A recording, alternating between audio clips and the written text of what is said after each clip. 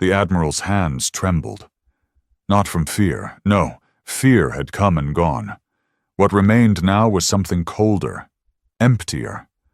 A hollow silence that even the hum of the command deck couldn't fill. His once pristine silver uniform was stained dark with soot and dried blood. Not his own, his crew, his warriors, the millions he led. Gone. Admiral Vrathek, once feared across 5 galaxies, stood before a cracked view screen that no longer showed the stars, but a graveyard. Ships drifted, split open like fruit. Fires still burned on what was left of the flagships. He watched, blinking slowly, as a single small vessel, ugly, crude, unmistakably human, floated untouched through the wreckage. "Pull up the last combat feed," he rasped. The deck officer, one of the few left alive, hesitated. His scales had gone pale. "Sir, you don't want to see it again." "I need to." With a reluctant motion, the officer tapped a command, and the screen flickered to life. It started like they'd expected. The humans had arrived in their laughable fleet. Barely 1,000 ships. Most were small. None looked impressive. The Gorinthi Armada, Vrathek's pride and terror, numbered over 100,000. Sleek, engineered, battle-proven. They didn't fire first. The humans did. Their weapons weren't stronger. Their shields weren't better. But the chaos they caused, they moved like they knew something the Gorinthi didn't. They hit targets no one ever thought to defend. Communications nodes, life support hubs, the AI sync relays. Their ships split apart only to reform. One flew straight into a reactor core on purpose, taking 7 cruisers with it. No protocol, no formation, just pure madness. "Pause," Vrathek said. The image froze on the face of a human commander, blood running down his forehead.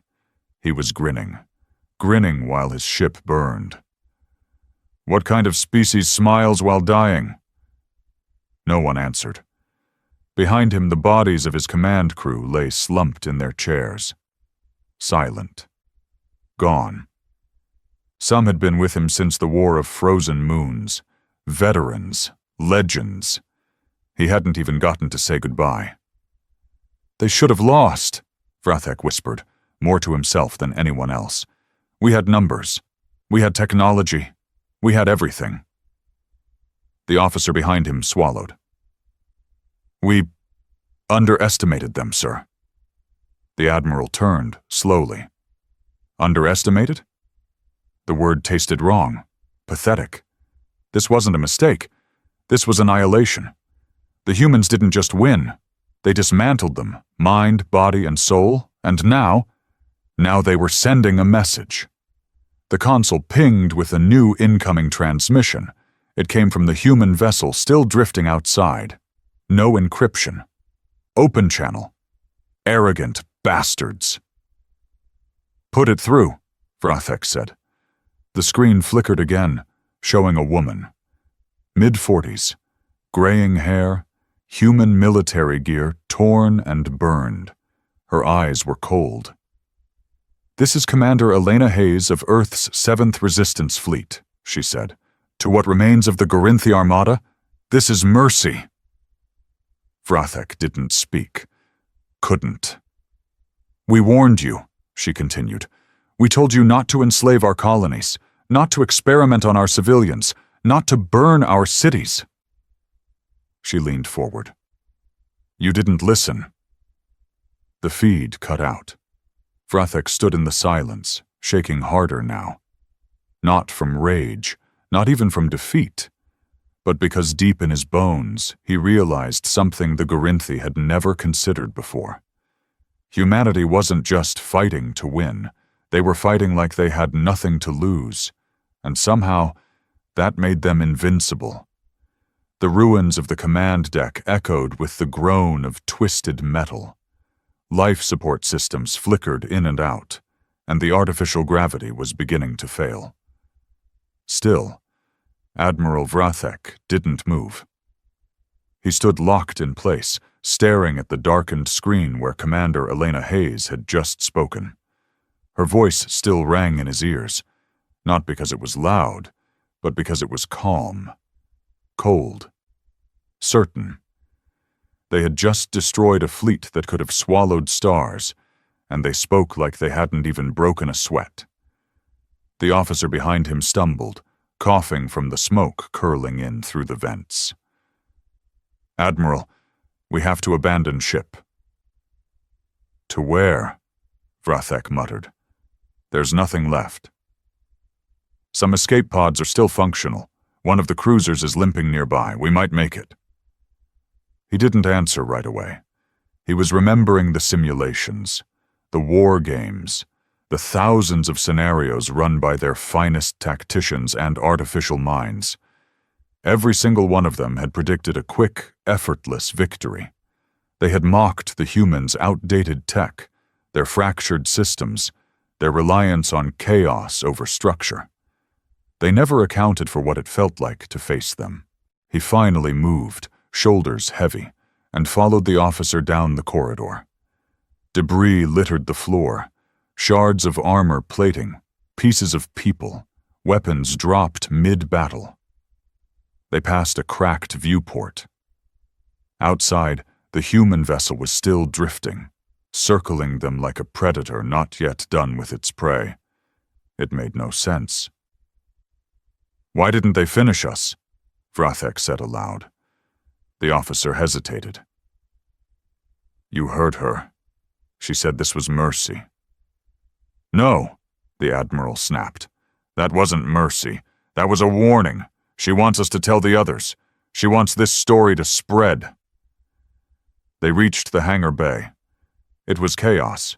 Officers screaming, medics dragging wounded across the deck, escape pods filling quickly. There weren't enough for everyone. There never were. Vrathek looked at his crew. The proud Gorinthi, now broken and terrified. Some wouldn't even look him in the eye. He didn't blame them. As he stepped toward the last pod, a sharp voice crackled through the intercom. "Admiral Vrathek," it said. "Human again. Same woman." She was broadcasting to the whole ship now. "Before you flee like the coward you are, I want to tell you a story." He froze. "She was 17, Hayes continued. "Her name was Talia. She was my niece. She lived on Ballora 9 when your ships came." The hangar fell quiet. "She wasn't a soldier, just a student. You took her along with hundreds of others.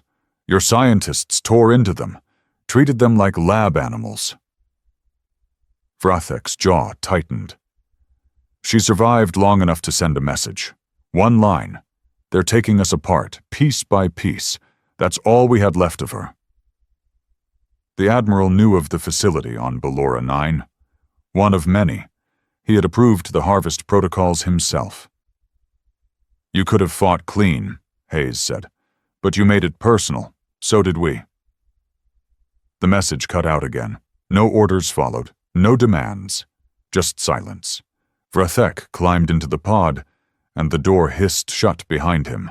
As the launch sequence began, he looked back at the flaming remains of the Gorinthi flagship, once the mightiest vessel in the fleet, now just another burned carcass in space. The pod shot away, leaving the wreckage behind. But the shame stayed. It was stitched into every breath he took. They had underestimated the humans, not because of numbers, not because of weapons, but because they forgot one simple truth. When you hurt something fragile long enough, it learns to bite back. And when humanity bit back, it didn't stop at the hand. It took the whole damn arm. The escape pod drifted through the black, silent void like a casket. Inside, Admiral Vrathek sat hunched over, arms wrapped around his knees, staring blankly at the floor. The pod's AI flickered to life every so often to announce status updates, but he barely heard them. His mind was trapped, looping back to the screams, the fire, the look in the human commander's eyes as she smiled through the flames. He had led over 100,000 ships, and not just lost, but been humiliated. The pod jolted as it latched onto a crippled Gorinthi cruiser, one of the few survivors. When the door hissed open, he was met by a pair of medics who didn't salute, didn't speak. They just looked at him like he was one of the wounded. Maybe he was. The corridors of the cruiser were dim, flickering.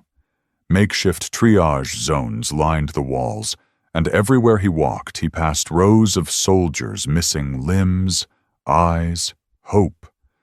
There were no victory songs, no angry vows of revenge, just whispers, fragments of disbelief. They shouldn't have beaten us. How did we not see it coming? Are they even human? He tried to ignore it. He made his way to what was left of the command center, where only 2 officers remained functional. They stood when he entered, not out of respect, but fear. One of them, a younger tactician named Kelzar, cleared his throat. "Admiral, High Command is demanding a report." "Tell them it was a tactical anomaly," Vrathek muttered. "Tell them the humans employed suicidal tactics and exploited unexpected weaknesses." Kelzar blinked. "Sir, with respect, no one's going to believe that." Vrathek looked up sharply. "Are you questioning my word?" "I'm questioning reality," Kelzar snapped back, surprising even himself. "They flew ships half our size. Their fleet was outnumbered 100 to 1. And we didn't lose a battle, Admiral. We lost a war in a single night." Vrathek said nothing. He couldn't argue with it. Kelzar continued, voice trembling now. "They knew us, sir. They knew how we think, how we fight. They disabled our command relays before we even launched missiles. They jammed our targeting systems using their own destroyed ships. They used their own dead as cover." "They're not soldiers," the second officer whispered. "They're monsters." "No," Vrathek said slowly. "There's something worse. They're desperate, and that's what makes them so dangerous." The room fell silent again. Then the cruiser's comm system lit up with an alert. Incoming broadcast. Unsecured channel. Human frequency. Again. The crew froze. "Play it," the Admiral said grimly. Elena Hayes appeared once more. The background behind her was different this time, less war-torn. Cleaner, a control room perhaps. She looked calm, like someone who had already accepted the next step. "This message is for all surviving Gorinthi forces," she said. "We know you're retreating. We know you're bleeding. And we know your leaders won't admit it. But you lost." She leaned forward. "You're not the first empire to try and crush us. But let me ask you something. How many of them still exist?" No one answered. "Humanity's not special because we're strong," she said. "We're special because we adapt. Every time we're broken, we come back sharper, meaner, hungrier." Then her voice darkened. "And now, you've made us very, very hungry." The screen blinked off. Vrathek stood slowly. "She's right." The officers looked at him. "She's not sending these messages for us. She's not trying to win a war. She's trying to rewrite what fear means. This is psychological warfare, and it's working." Kelzar swallowed. "What do we do?" The Admiral didn't answer. Because for the first time in his long, decorated military life, he didn't know. He had trained to defeat armies, not ghosts, and right now humanity wasn't just fighting back. They were haunting them. The silence in the command chamber stretched for long, agonizing minutes after the broadcast ended. No one dared speak. The image of Elena Hayes, her cold certainty, her deliberate choice of words, It lingered like a toxin in the air. Admiral Vrathek felt a pulse behind his eyes, a pressure he hadn't known since his youth. The sensation of fear, not for his life, for his legacy. He had thought this war was about territory, resources, domination. But it wasn't. It had never been that simple. This was about revenge. The humans weren't just trying to survive. They wanted the Gorinthi Empire to feel every ounce of suffering they'd endured. And judging by the burned-out fleets and shattered colonies, they were succeeding. "Status on the nearest relay gate?" Vrathek finally asked. Kelzar tapped at his console with shaking fingers. "Gate 419 is functional but under sporadic assault.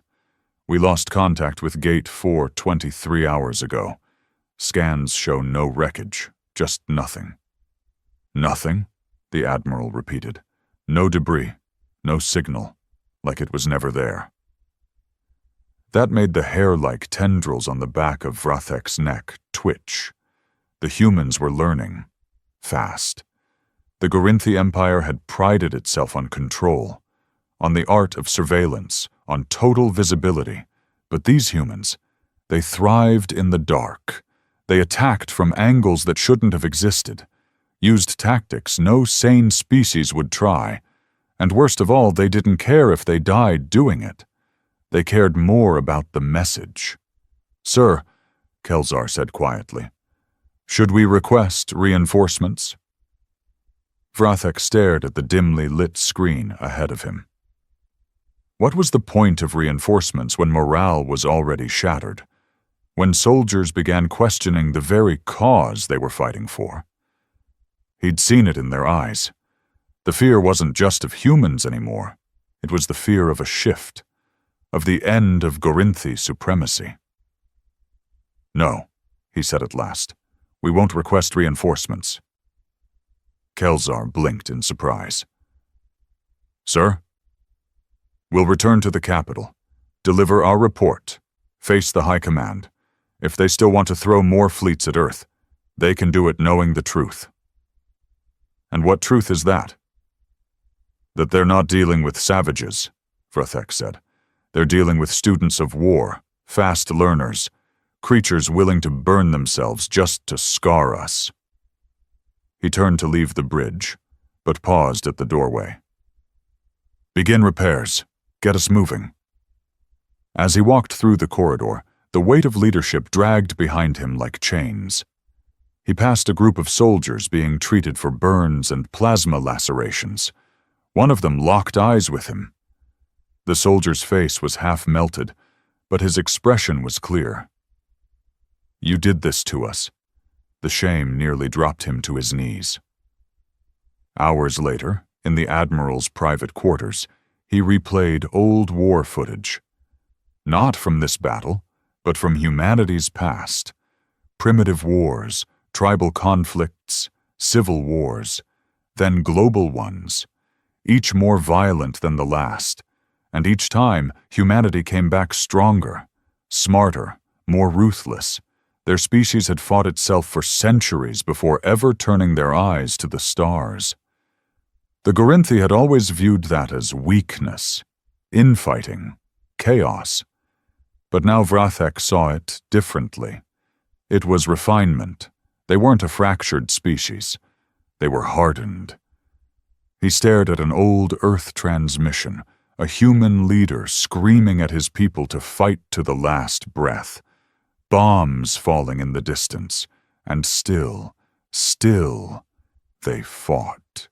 There was something terrifyingly pure about that kind of spirit. It didn't just resist domination, it consumed it. A ping interrupted his thoughts. A private, encoded transmission from an unknown source. Frowning, he accepted the call. The screen lit up, not with a face, but a black screen and a single voice. "Admiral Vrathek," it said. "Male, human, calm." He stiffened. "How did you get this frequency?" "We don't need to tell you that," the voice said. "You know how we work by now." Vrathek didn't respond. He just listened. "We're not sending this to gloat, not to threaten, just to make you understand." The voice paused. "You were never fighting soldiers. You were fighting orphans, widows, slaves, survivors. You turned our people into monsters, and now you're watching what monsters do when they have nothing left to lose." The screen went dark. No threat, no demand, just the sound of truth, and a silence that cut deeper than any blade. Vrathek sat back in his chair, clawed hands rubbing at his tired eyes. He had once believed his name would be etched into history as the conqueror of Earth. But now, he wasn't sure it would be remembered at all. Beneath the scorched skies of what was once the thriving Gorinthi colony of Veltron III, ash floated like snow. The land had been turned inside out, smoke rising from shattered towers, craters stretching for miles, and silence where once there had been the hum of industry and arrogance. In the heart of the wreckage, a human outpost had been established. It wasn't much, just a few prefab bunkers and a sea of makeshift tents, but it stood where a city had fallen. That, in itself, was the message. Commander Elena Hayes stood on a ridge overlooking the ruins. Her armor was scarred, her left shoulder bandaged, and there were dark circles under her eyes that hadn't faded in weeks. But she stood tall, not because she felt powerful, because she had to. Behind her, the wind howled through the skeleton of a Gorinthi palace, the last monument of their control here. It had taken them years to build it. The humans had turned it to rubble in hours. "You sure about broadcasting again?" a voice said from behind her. She turned. Lieutenant Milo Sandon, her comms officer, stood there with a cracked datapad under one arm. He was young, face still fresh with that edge of defiance that hadn't yet calcified into trauma. "They're listening," she replied simply. Milo frowned. "They're afraid. You can see it in their signals. Tight bursts, encrypted to hell, no coordination. They're panicking." "Good." She stepped into the command tent and keyed up the broadcast unit herself. This message wouldn't come from some polished studio or echo from a shiny command ship. No, it would come from the dirt, from the ashes, from the reality of war. The camera flickered to life, casting her face onto the feed. No helmet, no rank insignia, just a human, bloodied and breathing. "To the Gorinthi High Command," she began, voice steady. "You sent fleets. Armadas. You sent monsters in metal shells to break us." She paused. "We broke first. That's true. You tore through our worlds, enslaved our people, and laughed while you did it. But here's something you never understood." She leaned in closer, her voice dropping like the quiet before a storm. "When you break a human, we don't stay broken. We come back sharper." The feed ended without warning, just like the others. Let them sit with it. Let them choke on it. Back outside, Hayes walked through the camp. Around her, the so-called resistance was a patchwork of ex-miners, ex-farmers, escaped prisoners, rogue engineers. Some carried rifles welded from junk. Others wore bits of stolen Gorinthi armor over civilian clothes. And yet here they stood, holding a conquered alien planet. She stopped near the medic tent, where a group of kids were helping clean bandages. One of them, no older than 10, was stitching up a soldier's arm with hands steadier than most grown men. "Where'd you learn that?" Hayes asked. The boy looked up at her with blank eyes. "I watched them do it, on my sister, before they cut her open." Hayes froze. The soldier said nothing, just nodded at the boy and let him finish. This was the war now. No rules, no uniforms, just scars wearing human faces. Later that night, in the center of the camp, a fire was lit. Not for warmth, just something to stare at that didn't scream back. A former schoolteacher turned marksman, Ava Lennox, passed around food rations. She sat beside Hayes and sighed heavily. "Think they'll retaliate for Veltran 3? Ava asked. "They have to," Hayes replied. "If they don't, their empire crumbles from fear. But if they do, they play right into our hands." "Sounds like you want them to hit us again." Hayes took a long breath. "I want them to overextend. I want them angry. I want them reckless." Ava looked at her. "And what do you want, Elena?" "When this is over," Hayes didn't answer for a long time. Her eyes stayed fixed on the flames. "When I was 17, she said finally, I wanted to be a poet. Maybe open a bookstore, live near a lake, read old Earth books no one remembers." Ava blinked. "And now? Now I want their empire to rot in its own silence." She stood and walked away, her boots crunching through blackened dirt. Somewhere out there, Admiral Vrathek was alive. That wasn't a mistake. It was a strategy. Let the legend live with the shame. Let the mighty become the witnesses. Hayes looked up at the stars. She didn't know if Earth would ever be whole again. But she did know one thing. The Gorinthi had awakened something they didn't understand. And now it was wide awake. The Gorinthi capital, Tharzul Prime, was a world of cold precision and towering arrogance. Giant obsidian structures pierced the clouds like weapons aimed at the heavens, and the sky itself was forever darkened by layers of industrial smoke, as if sunlight was unworthy of reaching their empire's heart. It was a planet designed to project power, control, fear. But lately, something had changed. The people walked with unease. Eyes flicked sideways in hushed paranoia. Every soldier's hand hovered a little too close to their weapon.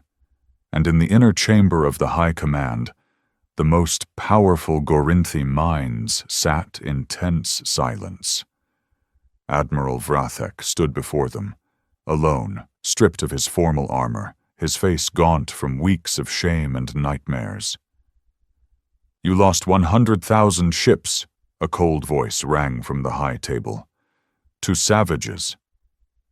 "They are not savages," Vrathek said, his voice steady, though his hands curled into trembling fists. "They are something new." Murmurs passed through the council, like static. Chancellor Vrynok, the highest among them, stood slowly. His gold-plated mantle caught the flickering blue light of the war table. "So you're saying we are outdated?" "I'm saying we misunderstood the enemy," Vrathek answered. "We built our military around control, discipline, numbers. They built theirs around chaos, instinct, and vengeance. We train warriors, they create monsters." "And what of Veltran 3? Another counselor barked. "A colony fortified for planetary siege. Toppled by what? Farmers with rifles?" Vrathek nodded slowly. "Yes, that's exactly what happened." The room fell quiet. Disbelief turned to something uglier, fear disguised as anger. "They're not targeting our military anymore," he continued. "They're targeting our symbols, our legacies. They're destroying the idea of our invincibility, and worse, they're making us doubt ourselves." Another counselor stood. "Then we strike back harder. We launch a cleansing operation, burn their remaining colonies to dust." Vrathek looked him dead in the eyes. "We already tried that." Silence. "I watched human ships ram into our flagships without firing a single shot. I watched them jam our AI networks with ancient Earth frequencies. Music, even. One entire battle group went offline because of a human lullaby broadcasted on repeat. We have technology. They have improvisation, and they're using it like a scalpel. Vrynok's voice was like ice.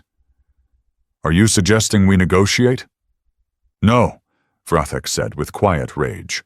I'm suggesting we learn, because if we don't adapt, we're next.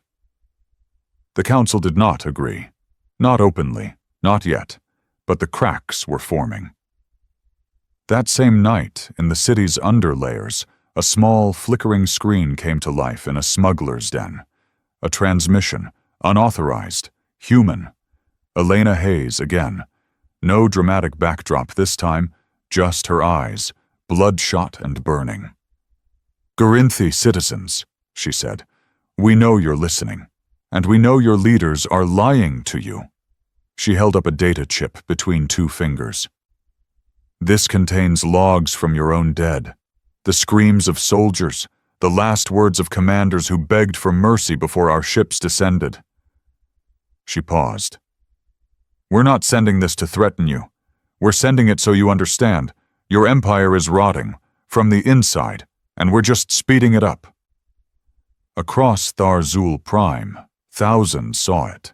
Workers, soldiers, scientists. The first seeds of doubt planted directly in the capital's heart.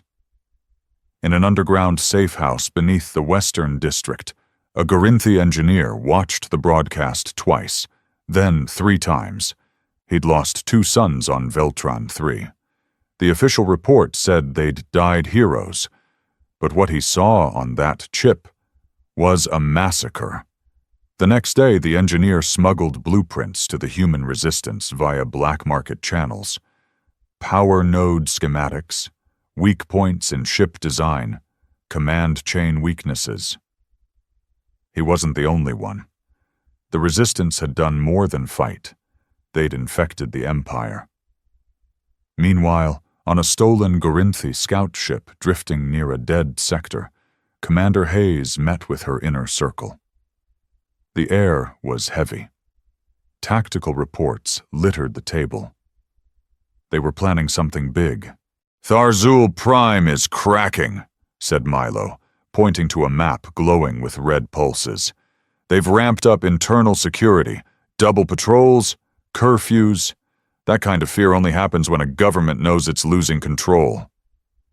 They're trying to plug holes, Ava muttered. But we've turned their ship into a sieve. Hayes stared at the data. The flicker of hope didn't reach her eyes. They haven't hit back yet, she said, which means they're planning something worse than we've seen before. Milo glanced up. Then why strike at Tharzul now? Because if we wait, they'll regroup, she said, and if we hit them now, we don't just win the war. Ava looked at her. Then what do we win? Hayes finally looked up. We end the Empire. The Gorinthi sky was bleeding, not with rain, but with fire. Streaks of burning wreckage fell from orbit as the Resistance launched their first coordinated strike directly on Tharzul Prime. For centuries, it had stood untouched, the unshakable heart of the Empire. Now it shook with the roar of explosions, the shrieking of sirens, and the distant thunder of falling towers. Commander Elena Hayes stood aboard a stealth-modified Gorinthi destroyer, eyes fixed on the burning planet below. The ship trembled as it pierced through the outer defense shell, cloaked by stolen codes and a suicide-run playbook. Her voice cut through the silence on the bridge. Drop the decoys, full spread, let them think we're everywhere. Ava Lennox nodded from the tactical station. Launch initiated. Decoys away. Targeting 30 city sectors plus false signals in the upper atmosphere. Good, Hayes muttered. Let the bastards panic. Below, the chaos unfolded exactly as they'd planned. The decoy pods, rigged to mimic heat signatures of incoming dropships, scattered across the surface. Anti-air defenses spun wildly, tearing into shadows and ghosts. The real strike team, riding inside this very ship, slipped through the madness unseen. Infiltration began. 10 elite resistance fighters, including Hayes herself, boarded grav lifts and dropped into the heart of the city, their target, the High Command Citadel, the brain of the Gorinthi Empire. As the lift descended, Milo whispered, "You think he'll be there?" Hayes didn't need to ask who. "Yes," she said coldly. "Vrathek wouldn't run." The grav lift hissed open, and they stepped into a war zone. The streets were unrecognizable. Gunfire rattled like thunder. Civilians screamed. Gorinthi soldiers fired blindly into smoke, their formations crumbling under the weight of confusion. This wasn't just a military strike. It was psychological decapitation. Every hologram that flickered through the city now showed human faces. Resistance fighters, civilians, survivors. Elena Hayes.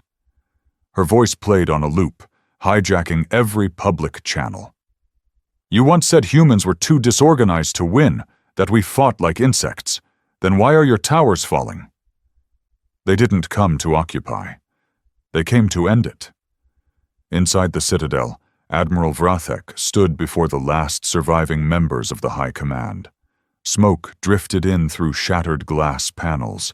Sirens wailed across every level of the tower. "This is your fault," Vrynok hissed at him, blood on his lips and fear in his eyes. "You said they were weakened, that they were finished." "I said they were dangerous," Vrathek growled, clutching a pulse rifle. But no one listened. "They'll destroy everything," one of the counselors moaned. "We are the Empire. We are the law of the stars." "No," Vrathek said grimly. "You were." A blast shook the chamber. Then came a breach warning. The resistance had entered the upper levels. Vrathek raised his weapon, face stone-like. "Get to the lower vaults, if you want to live." The council fled. He stayed. Because he knew who was coming. 2 floors below, Hayes and her squad moved like shadows. They encountered pockets of resistance, elite guards who still believed they could hold back the tide. None of them lasted long. Milo was grazed. Ava took a shot to her armor plate but kept moving. Every room closer to the command chamber felt like peeling back the skin of a dying beast. Hayes kicked in the final blast door. There he was, Admiral Vrathek, alone, unflinching. He turned to face her, weapon held loosely in one hand. "So, this is how it ends." "It ended the day you tortured our children," Hayes said coldly. "This is just the closing act."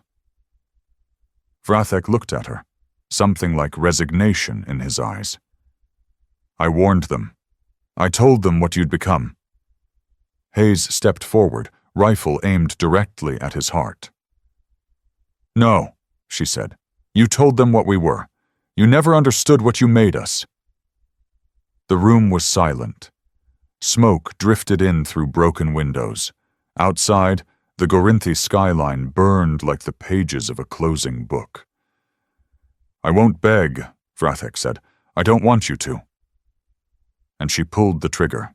The blast threw him back into the command console, a hiss of energy and light. He crumpled to the floor, the last symbol of the Gorinthi military falling without ceremony. For a moment, no one moved. Then Hayes exhaled. Deep. Shaking. She looked down at the body of the Admiral, not with satisfaction but with relief. He was the last wall, and now he was dust. Milo stepped beside her. "That's it then. We did it." "No," she said quietly. "We just made it possible." Ava joined them. "You think they'll surrender?" Hayes stared out at the flames, the chaos, the rubble that had once been the pride of a galaxy-spanning empire. "No," she whispered. "They'll adapt, if they're smart, or they'll burn." She turned, stepping back into the smoke-filled hallway with her rifle slung low. Either way, we're not done. 6 months after the fall of Tharzul Prime, the galaxy was quiet. Not peaceful, just quiet. The kind of silence that comes after a scream, when everyone's catching their breath, eyes wide, hearts pounding, trying to understand what just happened. The Gorinthi Empire was not gone, but it wasn't an empire anymore. What remained were splintered fleets, isolated governors, and scared generals holed up in bunkers, pretending they still ruled something. Most of their colonies had either declared independence or opened their gates to resistance envoys with white flags and hollow smiles. And Earth? For the first time in generations, Earth was more than just a scarred planet trying to survive. It had become a symbol, a warning, a fire in the dark. Commander Elena Hayes sat alone on a hillside overlooking what used to be a Gorinthi military base, now converted into a human memorial site. Rows upon rows of makeshift stones lined the field, names carved in steel. Some had real stories, some were just guesses. So many had no bodies to bury. The wind rolled through the grass, carrying with it the smell of ash and fresh soil. A strange combination. She ran her fingers along one of the markers. It read, Talia Hayes, age 17. They're taking us apart, piece by piece. Elena exhaled. Long, slow. She hadn't cried in months. Couldn't. The tears had dried up somewhere during the 5th planetary assault, or maybe when she'd killed Admiral Vrathek with her own hands. She didn't regret it. But she wasn't proud either. That's what no one told you about winning. There's no parade, no music, just the weight. Behind her, the sound of footsteps on gravel. Didn't think you'd still be here, said Ava Lennox, her longtime second-in-command. I thought I'd feel something when it was over, Elena said without turning. Anything, relief, rage, grief, but it's just empty. Ava sat beside her, arms resting on her knees. That's the thing, isn't it? You fight for so long, you forget how to be anything else. Silence. Then Ava spoke again. Milo's setting up the new Provisional Council. First elections in 2 months. Whole galaxy's watching Earth now. Elena snorted. God help them. You should run, Ava said. You earned it. I'm not a politician. No, but you're someone they trust. Someone who didn't just burn the Empire down, but held the match steady. Elena shook her head. I didn't fight to lead. I fought so no one else would have to become me. Ava didn't push. She knew better. Word is, she said after a beat, the remaining Gorinthi enclaves are trying to form a coalition. They're scared, disorganized, but not stupid. Elena finally turned to look at her. You think they'll come back? Eventually, Ava nodded. Different name, different uniforms, same arrogance. Elena stood up, brushing dirt from her knees. Her body still ached from wounds that hadn't healed right. Scar tissue reminded her with every step. Then we make sure the next generation knows how to finish what we started, she said. This time, without needing to set the galaxy on fire. The two of them walked back toward the transport shuttle in silence, passing more graves, more names. Along the perimeter of the memorial field, children played, human children, Gorinthi children, others, species once enslaved by the Empire, now walking free. The resistance hadn't just destroyed a government. They'd rewritten the story. Inside the shuttle, Milo sat at a comms panel, sorting through transmissions from newly liberated systems. He looked up when they entered. Galactic Council wants to make Earth the new central hub for diplomacy, he said, barely hiding his smirk. Guess burning down an empire makes you popular. Elena rolled her eyes. Let them build statues if it makes them feel better. Just keep their ships pointed away from us. He handed her a data pad. There's something else, a message. It came through last night, encrypted, from a former Gorinthi officer. She raised a brow. A trap? Maybe. But the tone's different. He wants to talk. Says he remembers what you said before the final strike. Says maybe it's time to learn instead of conquer. Elena stared at the screen for a long time. Then she handed it back without a word. Not now. Later. Right now, the galaxy didn't need a hero. It didn't need a savior. It needed time. Time to remember. Time to rebuild. Time to grow into something better than what came before. As the shuttle rose into the sky, the graves below grew smaller and smaller until they vanished into the green of the earth. And Elena Hayes, monster, rebel, commander, survivor, closed her eyes for the first time in years. Not because the war was over, but because she finally believed it might not start again tomorrow. And that, for now, was enough.